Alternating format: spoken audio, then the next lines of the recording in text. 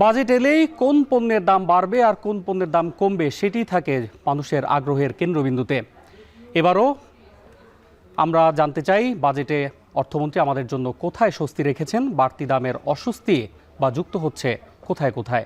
আর এই বিষয়গুলো নিয়ে বিশ্লেষণ করতে আমাদের সঙ্গে যুক্ত হচ্ছেন সহকর্মী হোসেন জাহিদ। জাহিদ, আপনাকে আমাদের এখন বাজেটের আয়োজনে স্বাগত। এবং যে বিষয়টি নিয়ে বাজেট আসলে মানুষের সবচেয়ে বেশি আগ্রহ থাকে সেটি জানবো আপনার কাছ থেকে, অর্থাৎ বাজেটে কোন পণ্যের দাম বাড়বে এবং কোন পণ্যগুলোর দাম কমবে।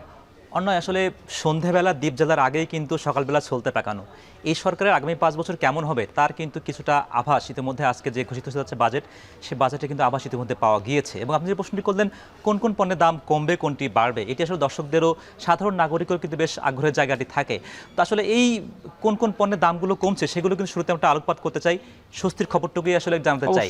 তো সেই জায়গা থেকে আসলে স্বাস্থ্যগত খাত বলি কিংবা এই সংক্রান্ত কিছু জায়গা রয়েছে যেগুলো আসলে স্বস্তির জায়গা হিসেবে সরকার চিহ্নিত করেছে এবং সেগুলোকেই তারা জোরারোপ করছে। আমরা যদি উল্লেখ করতে চাই, আসলে এই যে আপনার সোলার প্যানেলের কথা বারবার বলা হচ্ছে, সোলার প্যানেলে যে লিথিয়াম ব্যাটারি কিংবা গ্রাফিন ব্যাটারি, আপনি জানেন সোলার প্যানেলের জন্য সবথেকে বেশি খরচ হয় এই ব্যাটারি তৈরি করতে। কাজেই এই পর্যায়ে কোনো কর রাখাই হচ্ছে না, অর্থাৎ শুধুমাত্র উৎপাদন খরচটুকু কিন্তু যুক্ত হচ্ছে। শুধু তাই নয়, এই সোলার প্যানেলের যে সকল পণ্য মূলত দেশের বাইরে থেকে আমদানি করে আনা হয় সেগুলো কিন্তু 2035 সাল পর্যন্ত সেটিকে কিন্তু কর মুক্ত যেটি রাখা হয়েছে ইতিমধ্যেই সেটি বহাল থাকবে। কাজেই সোলার প্যানেল সংক্রান্ত কোনো ধরনের বাড়তি করের চাপ তো থাকছেই না, বরং স্বস্তির বার্তায় কিন্তু নিয়ে আসা হচ্ছে। এবং এই সংক্রান্ত এই জ্বালানির খাতের যে সকল চিন্তাভাবনাগুলো মানুষের মধ্যে ছিল সেই চিন্তাকে কিন্তু কমানোর জন্যই বেসিক্যালি আসলে এই সোলার প্যানেলের দিকেই এই স্বস্তির বার্তাটি কিন্তু নেওয়া হয়েছে। আমরা দ্বিতীয় আরেকটি বিষয় উল্লেখ করতে চাই, আসলে স্বাস্থ্যগত বিষয়গুলো কিন্তু খুব বেশি জরুরি হিসেবে দেখছে এই সরকার। হার্টের রিংয়ের কথা যদি উল্লেখ করতে চাই, হার্টের রিংয়ের জন্য যে অগ্রিম করটি সেটিও কিন্তু কমানো হচ্ছে, যার ফলে যেটি হবে হার্টের রিং ক্রয় করতে যেটি খরচটি হতো সেটি কিন্তু যেহেতু অগ্রিম করটি প্রত্যাহার করা হচ্ছে, কাজে এই খরচটি কিন্তু কমে আসবে। জি, এবং সেক্ষেত্রে আসলে হার্টের রোগী যারা আছেন তাদের জন্য একটি বলবো আমরা নিশ্চিন্ত হওয়ার মতো একটি কিন্তু ঘটনা।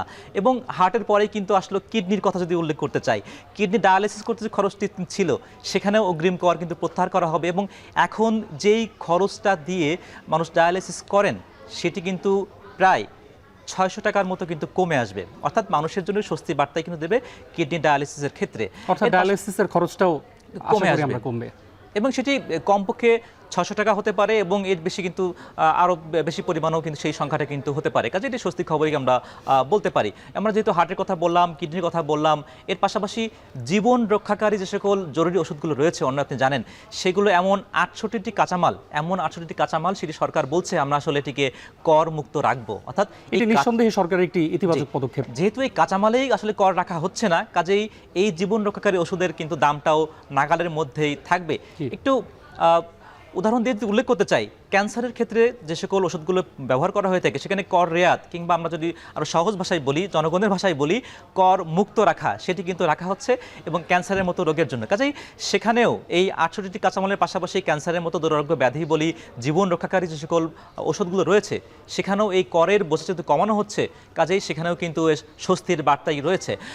এয়ার কন্ডিশন নিয়ে একটু বলতে চাই, আপনার মনে আছে কিনা যখন তীব্র শীত পড়ে অনেকেই রসিকতা করে বলে থাকে যারা আসলে শীতের সময় শীতবস্ত্র বিতরণ করেন তারা গরমের সময় আসলে এসি বিতরণ করবেন কিনা, সেটি হয়তো বা সম্ভব হবে না। তবে যারা কিনতে চান তাদের জন্য কিন্তু এসিতে একটা বেশ স্বস্তির বার্তা আসছে, কেননা সেখানে 15% কর অতীতে ছিল, সেটি কমিয়ে এনে এখন 7.5% করা হচ্ছে। জাহিদ, আমি যদি আপনার কাছে একটু জানতে চাচ্ছি যে বাজেটে কিছু পণ্যের দাম কমবে কিছু পণ্যের দাম বাড়বে, এটি স্বাভাবিক। এবার কি আসলে দাম কমার পাল্লাটি আসলে ভারী কিনা কি বলবেন? এটি আসলে যাচাই করা খুব বেশি জটিল একটি বিষয়, কেননা আপনার কাছে যে পণ্যটি জরুরি মনে হচ্ছে সে পণ্য হয়তো বা সরকার দামটি কমাচ্ছে, কারো কাছে ওই পণ্যটি জরুরি না এমন অন্য পণ্যের দাম কিন্তু বৃদ্ধি করা হচ্ছে। কাজেই কারোর জন্য স্বস্তির হবে, কারোর জন্য এটি কষ্টের হবে। তবে আরেকটু ব্যাখ্যা করে যদি বলতে চাই, আসলে যে সকল নিম্নবিত্ত কিংবা নিম্ন মধ্যবিত্ত এই সকল ব্যক্তি যে সকল পণ্য ব্যবহার করে থাকে সরকার দাবি করছে এই বাজেটের মাধ্যম দিয়ে সেই সকল পণ্যগুলোকে আমরা দামটি কমাবো। যেমন ধরুন এসি একসময় বিলাসবহুল একটি পণ্য থাকলেও ধীরে ধীরে মধ্যবিত্তরা এটি ব্যবহার করা যখন শুরু করলো সরকার কিন্তু এই বাজেটে এবার চেষ্টা করছে কিছুটা দাম হলে কমানোর জন্য, অর্থাৎ দেশীয় উৎপাদিত যেই জি এসি বা ফ্রিজের কথা বলা হচ্ছে। আসলে ব্যক্তিভেদে কিন্তু এটি নির্ভর করছে আসলে কার জন্য কমলো কার জন্য বাড়লো। না আসলে কমার অনেক গল্পই তো করলাম, যদি বাড়ার দিকে নজর দিতে চাই অনেক কিন্তু পণ্য কিন্তু দাম বৃদ্ধিও পাচ্ছে। ডডের কথা যদি বলতে চাই, ডডের কিন্তু দামটা বেশ বৃদ্ধি পাবে, অর্থাৎ এই যে নির্মাণ সামগ্রীর অন্যতম অনুষঙ্গ রড, এটি কিন্তু আমরা প্রতি বছরই দেখতে পাচ্ছি যে নির্মাণ সামগ্রীর দাম আসলে প্রতি বছরই কিছুটা বাড়ছে।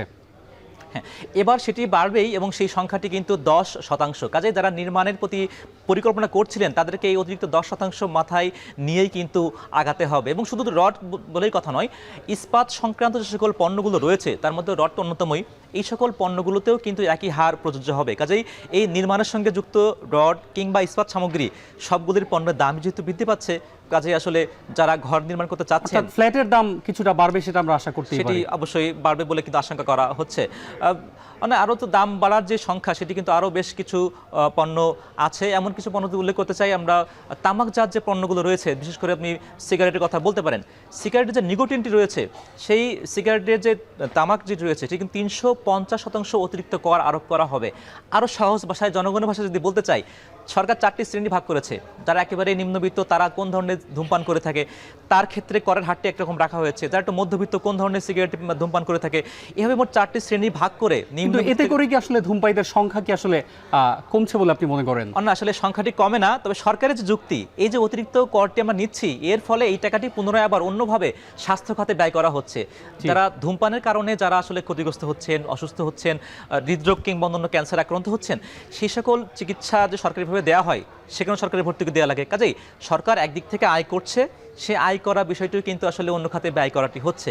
কাজেই ধূমপায়ীদের সংখ্যা হয়তো বা এভাবে কমানো সম্ভব নয়, সেটি সরকারও প্রায় স্বীকার করে থাকে অন্যায়, কিন্তু এটিকে হয়তো বা ক্ষতিপূরণ হিসেবে সরকারের স্বাস্থ্যগত খাতে যে বাজেট সেখানে নিশ্চয়ই কোনো না কোনোভাবে কিন্তু এই ক্ষতিপূরণটা হতে পারে বলে কিন্তু ধারণা করা হচ্ছে। অনেক দাম বৃদ্ধি কিন্তু আরও বেশ কিছু খাতেই ঘটবে। যদি যদি উল্লেখ করতে চাই, হিমায়িত মাছের কথা যদি উল্লেখ করতে চাই, হিমায়িত মাছ আসলে কারা ভক্ষণ করে থাকে, কারা আসলে খেয়ে থাকে, এটি সরকারি যে গবেষণা এটি বলছে যে আসলে হিমায়িত মাছ যারা উচ্চবিত্ত আছেন তারাই এটি খায়। কাজেই এই হিমায়িত পণ্যের যেই ছিল, যে করটি ছিল, সেটি কিন্তু এবার প্রায় 15% বৃদ্ধি পাবে। কাজেই যারা আসলে মধ্যবিত্ত ছিলেন তারা তো হিমায়িত মাছ খুবই কমই খেতেন, তাদের জন্য আরও বেশি কষ্টকর হয়ে গেল এই হিমায়িত মাছ এই খাওয়ার যে বিষয়টি। এবং আরও একটি বিষয় এখানে উল্লেখ করতে চাই, আসলে যেহেতু হিমায়িত মাছের কথাই এখানে উল্লেখ করলাম, উচ্চবিত্তের জন্য আরও যে সকল পণ্যগুলো রয়েছে এমন আরও কিন্তু পণ্যের দামে কিন্তু বৃদ্ধি পাবে। অর্থাৎ সরকার চাইছে উচ্চবিত্তের জন্য করের হারটা একটু আরও বেশি বৃদ্ধি করা হোক এবং নিম্নবিত্তের জন্য কমানো হোক। এবং কাজু বাদামের কথা আমি উল্লেখ করতে চাই, যেহেতু কাজু বাদামটাও কিন্তু আমরা প্রতি বছর দেখতে পাচ্ছি যে কাজু বাদামের দাম আসলে প্রতি বছর বাড়ছে এবং বাড়ার পিছনে যুক্তিটা কি অন্য আমাদের খুঁজে দেখতে হবে।